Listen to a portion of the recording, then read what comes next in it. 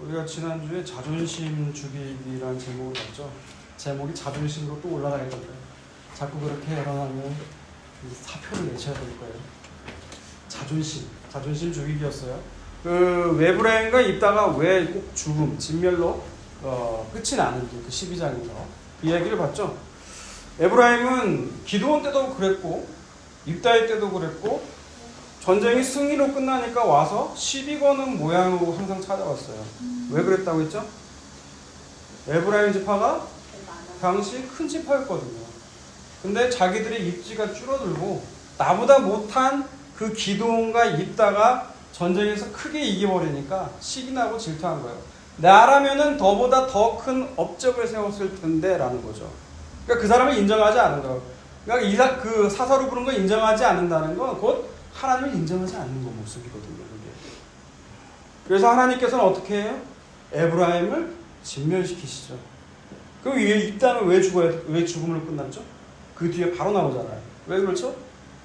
입다 역시 에브라임이 시비 거는 모습을 봤을 때 그걸 가지고 하나님께 물어보는 것이 아니라 입다 역시 자기 자존심이 상했거든요. 그리고 11장에서 이미 자기 딸도 서원으로 드렸잖아요. 감정적으로 굉장히 약한 상태. 영어로 하면 프레질이라고 하는데 굉장히 연약한 상태였다라는 거예요. 거기에다가 그동안 길앗 사람들이라고 해서 그동안 에브라임에게 무시를 받았죠. 그러니까 자존심이 상한 거예요. 그러니까 자존심이 상해서 에브라임도 그랬고 입다도 그랬고 그래서 죽음으로 끝을 맺고 있더라는 것이죠. 에브라임은 42,000명이 죽고 그 뒤에 바로 입다가 죽더라는 거예요. 이처럼 사람들은요. 하나님의 영광이 아니라 사람의 영광을 늘 구한다는 거예요. 사람의 영광이 뭐라고 했어요? 다른 게 아니에요. 다른 사람들에게 나를 인정받고 싶은 게 사람의 영광이라는 거예요. 그래서 자기 노력을 쌓은 것이 인정되지 않으면 자존심이 상해서 다른 사람을 죽이는 모습으로 나타나더라는 거죠. 그래서 이들을 향해서 예수님은 포도원 품꾼의 비유로 말씀하신 거죠. 포도원의 주인은 하루의 품삯을 한 데나리온으로 똑같이 주기로 약속을 했어요. 그런데 누가 먼저 시비를 걸어요? 많이 일한 사람, 먼저 온 사람. 왜 그런 주장을 하게 되죠? 왜 내가 들인 시간과 노동력을 인정해주지 않냐는 거예요. 에브라임의 모습이죠. 입다의 모습이고요. 이게 부정당하니까 억울한 거예요. 그래서 결론이 어떻게 맺었어요? 나중된 자가 먼저 된다. 먼저 된 자가 나중된다는 얘기는 뭐예요? 성경에서 나중된다는 얘기는 그 사람은 하나님 나라 못 들어간다는 얘기예요. 그것이 그 포도원 품꾼 비유 전에 비유가 그 부자 청년의 얘기도 그랬다 그렇죠? 부자 청년이 왜 예수님을 못 따라가요? 모든 걸 버려둬야 되니까. 자기가 쌓은 게 너무 많으니까. 그 뒤에 거기에 보여서 베드로가 뭐라고 그래요? 우리는 주를 위해서 버렸다고 했죠?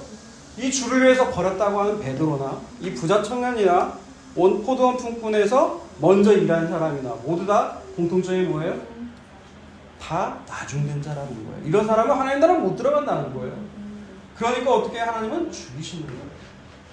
하나님은 그래서 죽이시는 거예요. 죽음을 통하여서 묵시적으로 어떻게 해요? 그걸 깨부시는 거예요. 그래서 우리 삶 가운데 자존심 상하는 일들이 일어나면 어떻게 생각하라고요? 하나님이 내 자존심을 죽이고 계시는구나. 나를 자기 부인하게 하시는구나. 나를 하나님 나라로 들어가기 위해서 하나님 백성으로 빚기 위해서 하나님께서 일하시는구나. 여러분 그렇게 생각하라고 하시죠. 자, 이제 오늘 말씀은요. 사사기 오늘 마지막 시간이기도 해요. 굉장히 아쉽죠. 저는 아쉬워요. 항상 끊을 때마다 항상 아쉬워요. 그리고 사사기 내 마지막 사사로 등장하게 되는 삼손을 보려고 하거든요. 먼저 삼손의 본문 들어가기 앞서서 그 7장을 보게 되면 12장인가요? 12장을 보게 되면 소사사 얘기들이 나와요. 이건 아차지라고 했네요. 소사사 얘기가 나오는데 거기에 보면 12장 8절부터 15절까지를 보면 사사 입선이 나오고 중간에 엘론이 나오고 압돈이 나오게 되거든요. 근데 이 이야기를 왜 하냐면 삼손의 뒤이어서 삼손이 나오기 때문에 다 연관이 문맥이 다 연결되어 있다는 거예요. 근데 이 소사사들 특징이 뭐예요? 엘론 같은 경우에는 단 2줄밖에 없어요. 사사로 됐더라 죽었더라. 그죠? 근데 입산과 압도는 뭐예요? 이야기들이 나오는데 며느리를 밖에서 구하고 사위들을 밖에서 구했더라는 거예요. 여러분 이스라엘은 하나님께서 외이와 이방인들과 혼인하지 말라 했거든요. 근데 사사가 어떤 짓을 해요? 이방인과 결혼하는 풍습을 가져요. 네, 이 말은 뭐예요? 우상을 섬겼다는 얘기예요. 그리고 압도는 뭐예요? 손자가 있고 뭐 아들이 있는데 나귀를 탔다라는 거예요. 이게 뭐예요? 재산을 믿었다는 거예요. 재산을 쌓았다는 얘기예요. 근데 왕들은요, 재산을 쌓으면 안 되거든요. 금과 금 많이 갖지 말라거든요. 분마도 많이 갖지 말라거든요. 사사가 왕은 아니지만 왕이 없던 시대에는 사사가 왕의 역할을 했기 때문에 그래요. 그러니까 지금 결론적으로 말하면 사사들의 모습이 썩 그렇게 바람직하지 않더라는 거예요. 그러니까 하나님이 부르시는 사사는 어떤 모습이어야 되냐?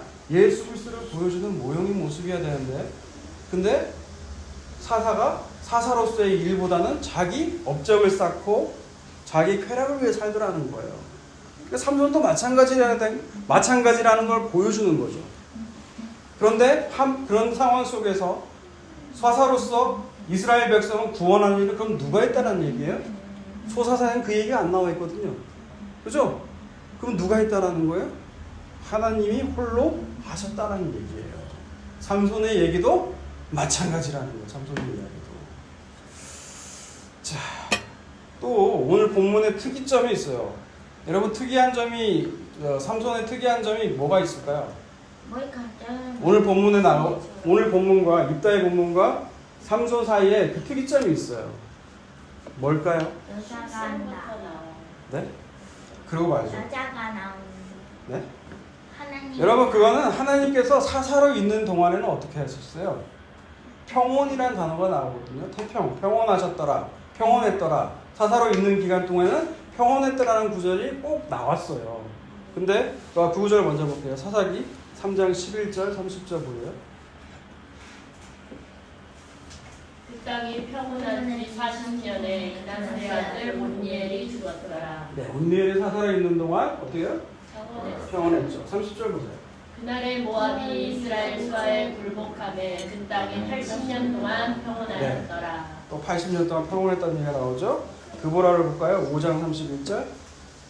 여호와여, 주의 원수들은 다 이와 같이 망하게 하시고 주를 사랑하는 자들은 해가 힘있게 모두 남게 하시옵소서 하니라.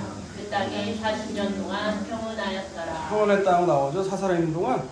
8장 28절이요. 미디안이 이스라엘 자손 앞에 복종하여 다시는 그 머리를 들지 못하였으므로 기드온이 사는 40년 동안 그 땅이 평온하였더라. 네, 여기도 기드온이 사사로 있는 동안 어때요? 평온했다고요. 이렇게 평화롭다, 평평하다 이런 말이 나오는데 사사기 12장 7절을 보세요.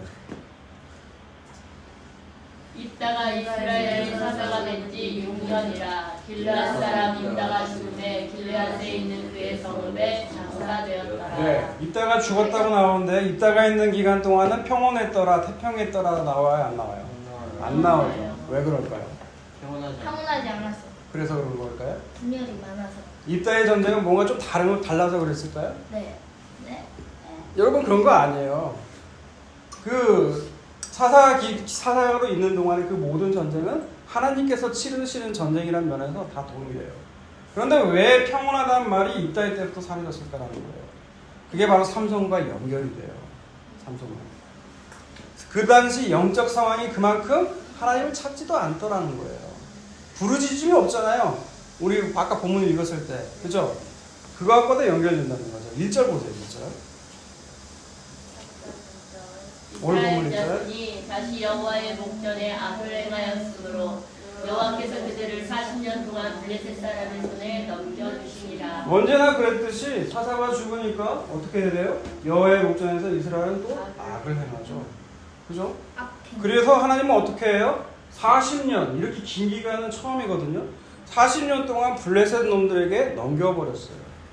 그러니까 지금까지 이렇게 오랫동안 넘긴 적도 없었고 40년 동안이나 대적의 손에 이렇게 넘겼다라는 건 그만큼 이스라엘이 하나님을 믿고 패역하게 살았다는 거예요. 입다의 때에 평온이라는 단어가, 태평이라는 단어가 사라진 것도 같은 맥락이라는 거예요. 그렇게 40년 동안 블레셋에게 넘겼으면 이스라엘은 부르짖어야죠. 사사기의 공식이 그렇잖아요. 그 대적의 손에 넘기면 부르짖었어요. 물론 그 부르짖음이 막 그렇게 하나님 은혜 없으면 우리 못 살아, 하나님 없으면 못 살아요, 그 부르짖음은 아니었지만 살려달라는 부르짖음이 아예 등장하지 않았다는 거예요. 2절 보세요. 소라 땅에 반지파의 가족 중에 마노아라 이름하는 자가 있더라. 그의 아내가 임신하지 못함으로 출산하지 못하더니. 네, 부르짖음은 없고 갑자기 뭐가 등장해요? 삼손의 아버지의 이름을 얘기하고 있어요. 그 성경에서는 이름을 꼭 공개한다는 건 뜻이 있기 때문에 그런 거예요. 마노아라는 뜻이 이름이 뭐예요? 여러분 노아 알죠? 네. 같은 거예요. 노하우라는 건데 그건 안식이라는 단어예요. 휴식이라는 단어예요. 그러니까 지금 이 말은 뭐예요? 여호와의 목전에서 그렇게 악을 행했는데 이스라엘이 블레셋 그래서 40년 동안 넘김을 받았는데 이스라엘이 그 블레셋 지배하에 있는 상황을 어떻게 했다고? 어떻게 생각한다고요? 태평하더라. 그 안에서 안식을 찾더라는 거예요. 하나님을 찾는 것이 아니라 뭐 한다고요? 그냥 그 속에서 블레셋 치하에서 좋게 여기고 그냥 안식하고 살았다라는 거예요. 여러분 노아 시대 때 네. 노아라는 이름을 왜 하나님이 지으셨다고 해요?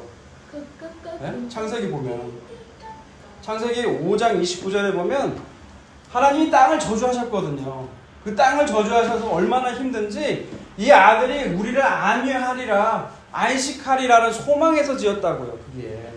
그런데 지금 마노아의 이름은 어떻다고요? 블레셋에게 넘겨졌는데 부르짖음이 아니라 그냥 블레셋의 통치 아래에 있는 거, 지배하에 있는 것이 나는 좋다라는 거예요.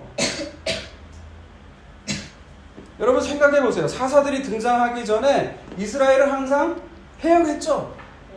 그러면 어떻게 했어요? 부르짖었단 말이에요. 근데 이 부르짖음이 지금 없다라는 거예요. 없다라는 거. 그냥 그게 좋사오냐고 살았다라는 거예요. 그래서 신기한 게 뭐냐면 그 하나님이요 마노아하고는 그래서 얘기 안 해요. 마노아하고 얘기 안 하고 그 아내랑 얘기를 하거든요. 그러면 제 아들이 너무 들더라고요. 아버지 설명을 듣다 보면 전부 다 순 억지 같대요. 좀 뭔 그냥 꿰어 맞추기식 같다는 거예요. 그래서 저는 그런 설교 별로 안 좋아하거든요. 저는 법대를 나왔기 때문에 굉장히 논리적이고 굉장히 어떤 분들 평가를 들어보면 굉장히 설교가 쏙쏙 들어온다고 그래요. 그럼 왜 그러냐? 뭐 하나님 은혜지만 네, 법대를 나왔기 때문에 저는 이게 일치가 안 나면 이게 내 자신이 못 견뎌요. 자, 왜 그렇게 폐역하면 극에 달했는지 그 모습을 보자고요. 사사기 15장 보세요. 9절에서 13절 있습니다. 이에 블레셋 사람들이 올라와 유다의 진을 치고 레히에 가득하더라. 유다 사람들이 이르되 너희가 어찌하여 올라와서 우리를 치느냐. 그들이 대답하되 우리가 올라온 것은 삼손을 결박하여 그가 우리에게 행한 대로 그에게 행하려 함이로라 하는지라. 유다 사람 3,000명이 에담나의 틈에 내려가서 삼손에게 이르되 너는 블레셋 사람이 우리를 다스리는 줄을 알지 못하느냐. 내가 어찌하여 우리에게 이같이 행하느냐 하니 삼손이 그들에게 이르되 그들이 내가 행한 대로 나도 그들에게 행하였노라 하니라. 그들이 삼손에게 이르되 우리가 너를 결박하여 블레셋 사람의 손에 넘겨주려고 내려왔노라 하니 삼손이 그들에게 이르되 너희가 나를 치지 아니하겠다고 내게 맹세하라 하매 그들이 삼손에게 말하여 이르되 아니라 우리가 다만 너를 단단히 결박하여 그들의 손에 넘겨줄 뿐이요 우리가 결단코 너를 죽이지 아니하리라 하고 새 밭을 불로 결박하고 바위 틈에서 그를 끌어내니라. 여러분이 읽으신 사사기 15장 9절에서 13절 내용은 삼손이 그 블레셋 여자와 혼인을 하거든요. 그런데 어떤 사건이 벌어지고 그 사건 때문에 그 장인어른이 자기 딸을 누구에게 주냐면 삼손의 친구에게 줘버려요. 네. 그래서 삼손이 열받아가지고 다른 블레셋 지역으로 가가지고 불 질러버리거든요. 여우 300마리를 잡아다가 불 질러가지고 해버렸어요. 그러니까 블레셋 사람들이 따지러 온 거죠. 삼손 넘겨라. 그랬더니 지금 뭐예요? 이스라엘 사람들이 어떻게 한 거예요? 하나님이 이 블레셋으로부터 구원해주기 위해 보낸 사사를 자기들이 잡아가지고 넘기려고 한 거예요. 왜? 너 때문에 우리가 누리는 이 평안, 이 안식이 깨지고 있잖아. 그래가지고 걔를 넘기려고 하는 모습이라는 거예요. 그만큼 지금 이스라엘은 완전히 뭣도 모르는 상황이에요. 예. 그렇게 마누아라는 이름에서 알 수 있듯이 이스라엘은 하나님의 통치하에 있는 것이 올 수 있는 그 안식이 아니라 블레셋 아래에서 세상이라는 거 아래에서 거기에서 안식을 누리려고 찾고 있더라는 거예요. 그래서 하나님은 마노아하고 얘기하지 않고 누구와 얘기한다고요? 그 아내하고 얘기한다고. 이름도 안 나오잖아요. 그죠? 성경에서 항상 여자는 뭐라고 했어요? 강하다. 여자는 교회라고 했잖아요. 예전에 창세기 얘기했잖아요. 하와를 어떻게 지었는지. 그죠? 네, 더 이상 부연 설명하지 않을게요. 그런데 그 여자가 지금 어떤 상태라고 나와 있어요? 오늘 본문에 임신하지 못함으로 출산하지 못한다고 나와 있잖아요. 그러니까 지금 신부인 이스라엘의 모습이 잉태치 못한 여인과 같다라는 거예요. 잉태치 못한 여인은 지금 마노아의 상태거든요. 하나님께 부르짖지 않고 그 세상 속에서 안식을 찾고 있는 모습이 잉태하지 못하고 임신하지 못해서 출산하지 못하는 여자라고 지금 비유하고 있다는 거예요. 성경은 신기한 게 임신하지 못하는, 잉태하지 못하는 여인들이 많이 등장하죠. 아브라함의 아내인 사라도 그렇고, 그리고 한나도 그렇고, 또 마리아도 마찬가지예요. 처녀가 잉태했잖아요. 처녀는 임신할 수가 없는 거잖아요. 그러니까 임신하지 못하는 사람에게서, 출산하지 못한 사람에게서 임신이 되고 출산이 나온다는 건 뭐예요? 전적인 하나님의 은혜라는 거죠. 그걸 얘기하려고 하는 거예요. 3절 보세요. 여호와의 사자가 그 여인에게 나타나서 그에게 이르시되 보라 내가 본래 임신하지 못함으로 출산하지 못하였으나 이제 임신하여 아들을 낳으리니. 3절이에요. 네, 하나님의 은혜가 임하니까 어떻게 돼요? 생명이 나올 수 있게 된다는 거죠. 그러니까 지금 삼손 이야기를 통해서 하나님이 무슨 말씀을 하고 싶으냐면, 니들은 내가 주려는 안식과 평안보다 세상에서 주는 그 가세상과 관련해서 안식을 얻으려고 하는데, 그게 바로 만호하고 임신하지 못하고 출산하지 못하는 여인을 알라는 거예요. 그럼에도 불구하고 나는 너희에게 생명을 주겠다라는 거예요. 그게 바로 삼손의 이야기라는 거죠. 자, 그리고 또 삼손의 이야기가 이어지죠. 4절에서 7절을 읽습니다. 너는 그러므로 삼가 포도주와 독주를 마시지 말며 어떤 부정한 것도 먹지 말지니라. 보라 내가 임신하여 아들을 낳으리니 그의 머리 위에 삭도를 내지 말라. 이 아이는 태에서 나옴으로부터 하나님께 바쳐진 나실인이 됨이라. 그가 블레셋 사람의 손에서 이스라엘을 구원하기 시작하리라 하시니, 이에 그 여인이 가서 그의 남편에게 말하여 이르되 하나님의 사람이 내게 오셨는데 그의 모습이 하나님의 사자의 용모 같아서 심히 두려움으로 어디서부터 왔는지를 내가 묻지 못하였고 그도 자기 이름을 내게 이르지 아니하였으며, 그가 내게 이르기를 보라 내가 임신하여 아들을 낳으리니 이제 포도주와 독주를 마시지 말며 어떤 부정한 것도 먹지 말라. 이 아이는 태에서부터 그가 죽는 날까지 하나님께 바쳐진 나실인이 됨이라 하더이다 하니라. 네, 4절에서 7절을 읽어보면 잉태치 못하는 그 마노아의 아내에게서 생명이 태어나죠. 그의 이름이 누구라고요? 삼손이라는 거예요. 이 사람이 이스라엘을 구원할 자라는 거죠. 그리고 부연 설명하기를 뭐라고 해요? 날 때부터 나시린이라고 해요. 나시린은 뭐예요? 뜻이 나지르라는 거예요. 나지르. 히브리어로 나지르라는 건데, 그게 구별된 자, 봉헌된 자라는 거예요. 바쳐진 자. 구별되어 바쳐진 자라는 거예요. 나시린은 하나님께서 구별해서 바쳐졌다라는 거죠. 그러니까 자신이 희생돼서 다른 사람을 살리는 바로 예수 그리스도의 모형으로 등장하는 것이 나시린이에요. 우리가 예수님을 뭐라고 그래요? 나사렛 예수라고 하잖아요. 같은 어원이에요. 그러니까 많은 선지자들이 마태복음에 보면 많은 선지자들이 나사렛에서 자랄 것이라고 나오는데, 사실 선지자서를 보면 예수님이 나사렛에서 자랄 거라고 예언하는 선지자가 없어요. 근데 그 말 뜻은 뭐예요? 그 말 뜻은 그렇게 예수께서 날 때부터 거룩하고 구별된 자로 나오게 될 거라는 거죠. 여러분, 나시린의 규례를 구체적으로 보면 민수기 보세요. 민수기 6장 1절에서 8절 보세요.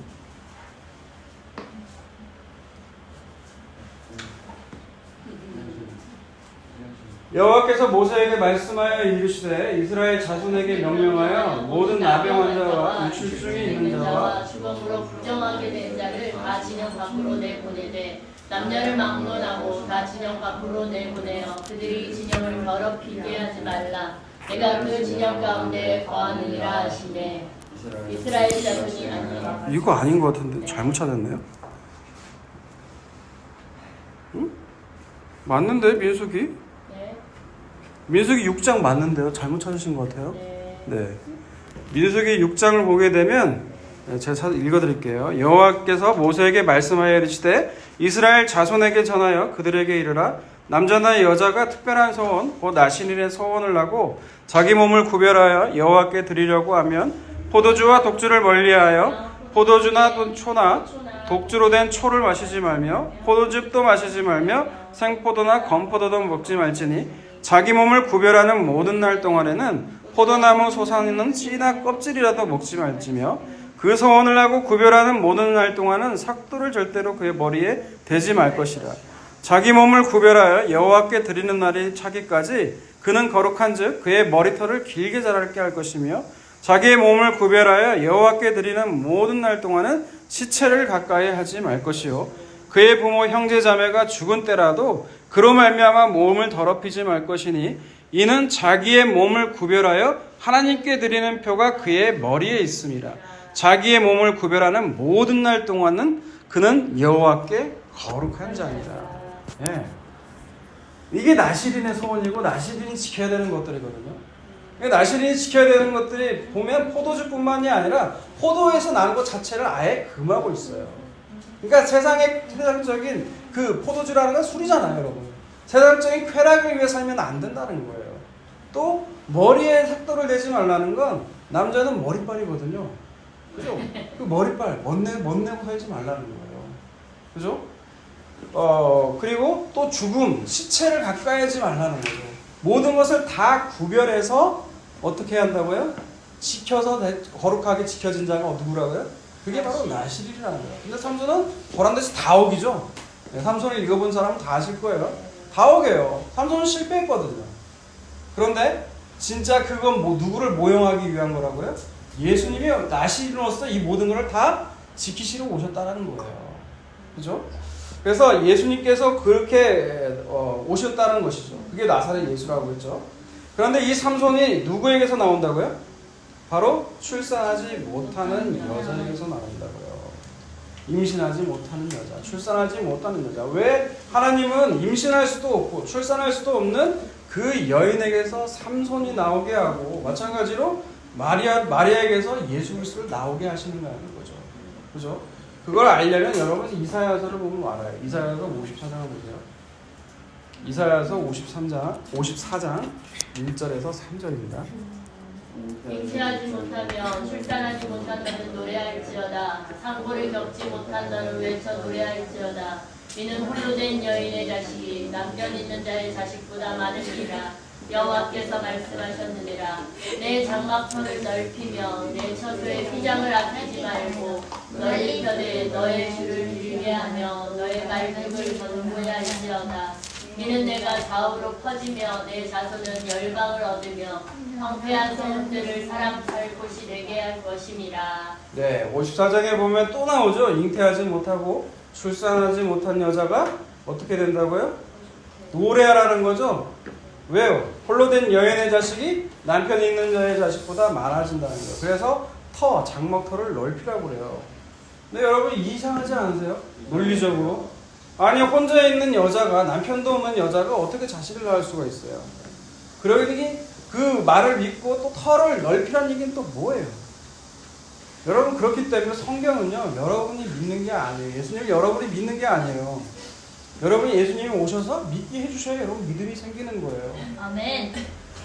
이것이 하나님의 약속이라는 거죠. 여러분 아브라함에게 하나님이 저 하늘의 별들과 같이 바다의 모래같이 수많은 자손 주시겠다고 했죠. 네. 근데 아브라함이 진짜 그렇게 많은 자손이 왔어요? 많은 자손이 생겼어요? 아니거든요. 나중에 장래일이거든요. 마찬가지로 장래해야 될 일에 대한 하나님의 약속이라는 거예요. 이를 하나님께서 잉태하지 못한 여자가 홀로 된 여자가 남편인 자식보다를 많게 된다는 것이 어떻게 하나님 말씀을 이루시는지 보자고요. 4절과 5절을 보세요. 내가 수치를 당하지 아니하리라. 놀라지 말라. 내가 부끄러움을 보지 아니하리라. 내가 내 젊었을 때의 수치를 잊겠고 과부 때의 치욕을 다시 기억함이 없으리니 이는 너를 지으신 이가 내 남편이시라. 그의 이름은 만군의 여호와시며 내 구속자는 이스라엘의 거룩한 이시라. 그는 온 땅에 하나님이라 일컬음을 받을 것이라. 아멘. 아멘. 네, 뭐예요? 어떻게 이루세요? 하나님이 네 남편이 되시겠다는 거예요. 잉태하지 못하는 여자 너, 그리고 홀로 된 여인, 그게 저주받은 상태거든요. 그래서 수치스러운 거예요. 불가능한 거죠. 근데 하나님이 그에게서 생명이 나오겠다고 하나님이 지금 약속하고 계시는 거예요. 그러니까 여기서 우리가 알 수 있는 사실은요, 아까 하나님이 부르시는 사사가 조건이나 자격 이런 거 보지 않고 불렀다고 했잖아요. 하나님께서 구원을 홀로 이루신 거잖아요. 하나님의 신부, 잉태치 못한 그 여자이 되는 건요, 사람이 어떤 자격이나 조건을 하나님 요구하시는 게 아니라는 거예요. 그냥 하나님의 전적인 은혜로 우리가 하나님의 신부가 되는 거라는 거예요. 그게 생명을 잉태하게 된다는 거죠. 그래서 아무 조건이 없는 자에게 하나님께서 씨를 주시는 거예요. 여러분, 씨는 뭐라고요? 하나님의 말씀이라고요. 그래서 생명을 낳게 되는 거죠. 그게 바로 뭐라고 불러요? 그걸 구원이라고 부르는 거예요. 그래서 삼손의 이야기를 보면 삼손 오늘 본문에 5절에 뭐라고 나와요? 삼손의 이야기에 구원의 시작이더라라고 나오잖아요. 구원의 시작. 이스라엘이 마노아라는 이름에서 알 수도 있듯이 이스라엘은요, 블레셋 통치하에 있는 것이 거기 안에서 안식을 찾았다고요. 하나님은 그런 잉태치 못하는 여인에게서 하나님의 은혜로 삼손의 뜻이 뭔지 아세요? 삼성이 아니고 삼손이에요. 손이 세 개. 태양이라는 뜻이에요. 빛이라는 뜻이에요. 빛을 주는 것부터 시작을 했다고요. 그러니까 우리가 생각할 때는 어떻게 해요? 여러분, 그런 마누아 같은 잉태치 못한 여자 같은 그런 사람들은 어떻게 해야 돼요? 다 죽여버려야 되잖아요. 진멸당이 마땅한 거잖아요. 근데 그 위에 하나님의 은혜가 가리워져서 하나님의 씨가 나올 수 있도록 만드셨다는 거예요. 아멘. 그런데 이상한 말씀이 이어져요. 이해가 안 되는 6절에서 8절. 오늘 본문이 아니고 54장 6절에서 8절. 여호와께서 너를 부르시되 마치 버림을 받아 마음을 근심하는 아내 곧 어릴 때의 아내가 되었다가 버림을 받은 자에게 한 것 같이 하실 것입니다. 내 하나님께서 말씀하셨느니라. 내가 잠시 너를 버렸으나 큰 긍휼로 너를 모을 것이요 내가 넘치는 진노로 내 얼굴을 내게 가려주었으나 영원한 자비로 너를 긍휼히 여기리라. 내 구속자 여호와께서 말씀하셨느니라. 아멘. 하나님께서 생명을 잉태하겠다고 분명히 약속하시고 내 남편이 되시겠다고 말씀하셨는데 왜 갑자기 마음이라도 변심한 듯이 하나님이 진노가 임하고 하나님 잠시 버리는 듯한 모습으로 이렇게 나오는 걸까라는 거죠. 왜 그럴까요? 제가 질문을 하는 거예요. 왜 그럴까요? 질문은 이 본문 안에 다 나왔어요. 뭐라고요? 하나님의 긍휼과 자비가 무엇인지 알게 해주기 위해서. 너는 이렇게 잉태하지 못하고 나를 찾지도 않고 부르시지도 않고 그냥 세상과 가늠해서 세상이 좋아가지고 나간 녀석이지만 내가 너를 어떻게 늘 잉태하지 못하는 생산하지 못하는 여인인지 알게 하시고 긍휼과 자비로 내가 너를 불렀다는 것을 알게 하시려고 한다는 거예요. 그러니까 하나님께서 하시는 구원의 사역의 시작은 뭐냐면 첫 번째가 죄를 알게 하시는 거예요.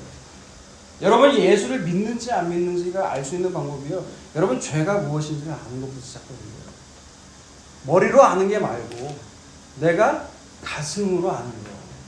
죄가 무엇인지, 그리고 그 죄를 가리워준 하나님의 은혜가 무엇인지, 그걸 알게 하신 게 여러분 구원의 시작이에요. 그걸 알기 위해서 잠시 버리는 듯한 모습이 나온다는 거죠. 자, 9절에서 10절 봅니다. 이는 내게 노아의 홍수와 같도다. 내가 다시는 노아의 홍수로 땅 위에 범람하지 못하게 하리라 맹세한 것 같이 내가 내게 노하지 아니하며 너를 책망하지 아니하기로 맹세하였노라. 천들이 떠나며 나의 자비는 내게서 떠나지 아니하며 나의 화평의 언약은 흔들리지 아니하리라. 너를 긍휼히 여기시는 여호와께서 말씀하셨느니라. 9절에 보면 이는이라고 시작을 하죠. 이게 접속사 키라는 건데요. 보통 이는이라고 하면 왜냐하면으로 많이 번역이 됐을 거예요. 왜냐하면. 근데 여기에서 키는 영어를 알죠? 고등학생? 네. 마치 뭐뭐처럼이라는 뜻이 있어요. as 용법 알아요? as 용법. as. 언급비가 as.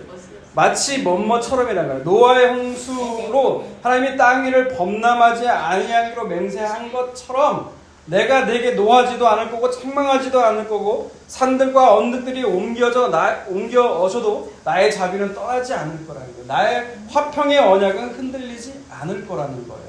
그러니까 지금 비교되는 원급의 비교가 뭐예요? 노아의 홍수 사건이죠. 하나님께서 노아 시대 때 홍수를 하나님이 심판하셨죠. 근데 그 땅을 이제 다시는 내가 물로 심판하지 않겠다고 약속하셨어요. 왜 그래요? 왜 그래요? 창세기 보세요. 창세기 8장 20절을 보세요. 20절.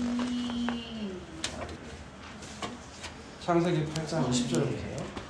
노아가 여호와께 제단을 쌓고 모든 정결한 짐승과 모든 정결한 짐승에서 제물을 취하여 번제로 제단을 지녔더니 여호와께서 그 향기를 받으시고 근심에 이르시되 내가 다시는 사람으로 말미암아 땅을 저주하지 아니하리니 이는 사람의 마음이 계획한 바가 어려서부터 악함이라 내가 전에 행한 것 같이 모든 생물을 다시 멸하지 아니하리니. 네. 사람의 마음에 계획하는 바가 어려서부터 악하기 때문에 내가 그걸 알기 때문에 홍수로 다시는 생물들을 멸하지 않대요. 근데 여기 논리적으로 말이 돼요? 마음에 계획하는 바가 어려서부터 악하면 어떻게 해야 돼요? 다 죽여야죠. 근데 왜 살려두시냐고요? 왜 심판하지 않냐고요? 그게 뭐예요? 20절에 나오잖아요. 20절. 20절에 모든 정결한 짐승들 중에 새들 중에 제물이 뽑히고 대신해서 번제로 드려졌는데 그게 하나님께서 받으시더라는 거예요. 그게 누구예요? 예수님이잖아요. 예수님. 죽어야 될 자들이 하나님께서 예수님께서 덮어주심으로 말미암아 그 죄가 가려진 거. 네, 여러분 노아 이 말씀 뒤에 나오는 게 있잖아요. 노아가 발가벗겨져서 술에 취해 있는 상태. 그죠? 오늘 본문식으로 하면 잉태하지 못하는 여인의 모습. 세상이 좋아해서 가늠하는 여자. 하나님을 찾아야 하는데 하나님을 찾지 않는 그 모습. 그런데 누가 덮어줘요? 쌤이 덮어주잖아요. 그게 똑같은 단어예요. 똑같은 단어. 덮어준다, 가리워준다. 그 은혜로 하나님이 우리에게 노를 바라시지 않고 책망하지 않고 산과 언덕들이 옮겨져도 하나님의 언약, 자비는 떠나가지 않고 흔들리지 않을 거라는 거예요. 여러분 그게 은혜잖아요. 은혜. 우리는 그 은혜를 알기 위해 이곳에 오는 거잖아요. 자 이제 결론 말씀을 봅니다. 로마서 4장입니다. 로마서 4장. 네, 4장을 보면 1절에서 8절까지 먼저 읽어볼까요? 그런즉 육신으로 우리 조상인 아브라함이 무엇을 얻었다 하리요? 만일 아브라함이 행위로서 의사심을 받았으면 자랑할 것이 있으려니와 하나님 앞에서는 없느니라. 성경이 무엇을 말하느냐? 아브라함이 하나님을 믿음에 그것이 그에게 의로 여겨진 바 되었느니라. 일하는 자에게는 그 값이 은혜로 여겨지지 아니하고 보수로 여겨지거니와 이를 아니할지라도 경건하지 아니한 자를 의롭다 하시는 이를 믿는 자에게는 그의 믿음을 의로 여기시나니 일할 것이 없는 하나님께 의로 여기심을 받은 사람의 복에 대하여 다윗이 말한 바 불법이 사함을 받고 죄가 가리워짐을 받는 사람들은 복이 있고 주께서 그 죄를 인정하지 아니할 사람은 복이 있도다 한 것 같으니라. 여러분 로마서 1장에서 3장까지 내용은 간단해요. 모든 사람이 다 죄 아래 있다라는 거예요. 유대인도 죄 아래 있고 이방인도 다 죄 아래 있다라는 거예요. 그러면 어떻게 그 사람이 의롭게 되느냐는 거죠. 그래서 아브라함의 얘기를 지금 바울이 얘기하고 있는 거예요. 아브라함이 어떻게 의롭다움을 받았냐는 거예요. 행위로서 의롭다움을 받았냐는 거예요. 아무것도 아니라는 거죠. 자랑할 게 없다라는 거죠. 하나님 앞에서 아무것도 없다라는 거예요. 그럼 왜 아브라함이 의롭게 됐느냐라는 거죠. 그게 3절이에요. 아브라함이 하나님을 믿으니 하늘의 별과 땅 해변의 모래와 같이 이렇게 너의 자손을 줄게 라고 했는데 아브라함이 그걸 믿었다라는 거예요. 아브라함의 실력으로 믿은 거예요? 아니죠. 전에 설교 때 얘기했죠. 아브라함이 하나님을 믿을 수밖에 없도록 하나님께서 일하셨다라는 거예요. 근데 그걸 하나님은 아브라함의 공로로 돌리더라는 거예요. 아브라함이 믿으니 이를 의로 여겼다라는 거예요. 그 다음에 뒤에 나오는 게 그 얘기잖아요. 일하는 자에게 보수는 당연한 거예요. 근데 일도 안 했는데 보수가 주어져요? 그러면 은혜죠. 우리 구원이 그렇다는 거예요. 우리가 아무것도 애쓴 것이 없는데, 우리가 하나님을 찾지도 않았는데, 오늘 본문에 출산하지 못하는 여자, 잉태하는 여자의 모습이었는데 우리에게 생명이 주어졌다는 거예요. 그게 구원이라는 거죠. 그 일한 것이 없이 하나님께 의로 여기심 받은 사람의 복에 대해서 다윗이 뭐라고 말했다고요? 불법이 사함을 받고 죄가 가려졌다는 거예요. 그게 복이라는 거예요, 여러분. 주께서 그 죄를 인정하지 않는 게 여러분 복이라는 거예요. 여러분 그 복 여러분 언제 받았다고요? 아브라함 믿을 때. 그래서 나머지 원래 전체를 다 읽어야 되는데 시간상 안 읽을 거예요. 다음 집에 가서 읽으세요. 9절부터 쭉 나오는 얘기가, 그래서 아브라함이 언제 이걸 믿었는지, 할례 때냐 무할례 때냐, 율법이냐, 율법으로 믿은 거냐, 아니다라는 거죠. 아브라함 때는 율법이 없었어요. 그죠? 아브라함이 믿음으로 얻었다라는 거예요. 할례가 없을 때 이미 믿었다라는 거예요. 그러면서 쭉 나가다가 무슨 얘기를 하냐, 믿음 얘기를 하는 거예요. 지금 14절에서 17절까지만 좀 읽어볼게요. 만일 율법에 속한 자들이 상속자이면 믿음은 엇것이 되고 약속은 파기되었느니라. 율법은 진노를 이루게 하나니 율법이 없는 곳에는 범법도 없느니라. 그러므로 상속자가 되는 그것이 은혜에 속히기 위하여 믿음으로 되나니 이는 그 약속을 모든 후손에게 굳게 하려 하십니다. 율법에 속한 자에게 뿐만 아니라 아브라함의 믿음에 속한 자에게도 그러하니 아브라함은 모든 우리 조상의 조상이다. 기록된 바 내가 너를 많은 민족의 조상으로 세웠다는가 같으니 그가 믿은 바 하나님을 죽은 자를 살리시는 없는 것을 있는 것으로 부르시는 이십니다. 아멘. 네. 17절에 뭐라고 나와 있어요? 아브라함을 모든 민족의 조상. 우리는 아브라함이 어떻게 우리 조상이 돼요? 우리는 한국인인데. 그런데 유대인이나 이방인이나 의롭게 되는 건 뭘로 된다고요? 믿음으로 된다는 거예요. 그래서 아브라함이 우리의 믿음의 조상이라고 한다는 거예요. 그런데 그 원리가 뭐예요? 17절에 보니까 하나님이 죽은 자를 살리시고 없는 거에서 있는 것으로 하시는 하나님, 부르시는 하나님이시라는 거예요. 오늘 본문으로 하면 잉태치 못한 여자가 잉태되는 거예요. 죽은 자를 살리시는 거예요. 없는 거에서 있게 하시는 거예요. 그게 창조잖아요. 그죠? 여러분 그 하나님이 복이신 걸 믿고 살아가는 저와 여러분이 다 되시기를 주님의 이름으로 축원합니다.